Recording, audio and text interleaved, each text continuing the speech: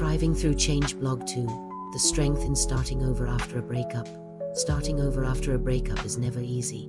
When a long-term relationship ended, it felt like my world had collapsed. Everything I had built with that person, the shared memories, the plans for the future, everything seemed to evaporate overnight.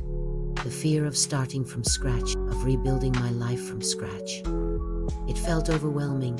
It's easy to think that after a breakup you're starting from nothing. But in reality, you're starting from everything you've learned, everything you've experienced, and everything you are. The first step in starting over is acknowledging the pain. I had to sit with the hurt before I could even begin to think about what came next.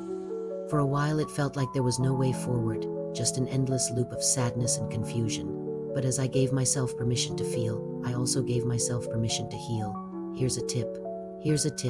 Allow yourself to feel your emotions, but don't let them define you. Take time to grieve, but also make time for self-care. Starting over doesn't mean erasing the past. It means integrating what you've learned and using it to build something better. After I gave myself space to grieve with small steps, I began to rebuild. I focused on small, manageable actions like taking care of my health, reconnecting with old friends, picking up hobbies I'd let slide for a long time. Slowly, I started to see the pieces of my life coming back together. It wasn't about forgetting the past.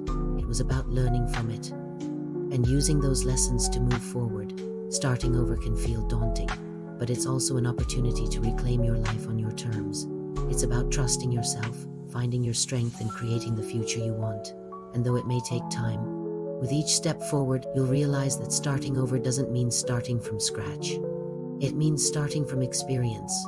If you're struggling to start over after a breakup, the Thriving Through Change Founders Bundle can help you build the emotional resilience to move forward with confidence. I'd like to end with something that George Eliot said: "It's never too late to be what you might have been." Find us at www.mustardseedstraining.com.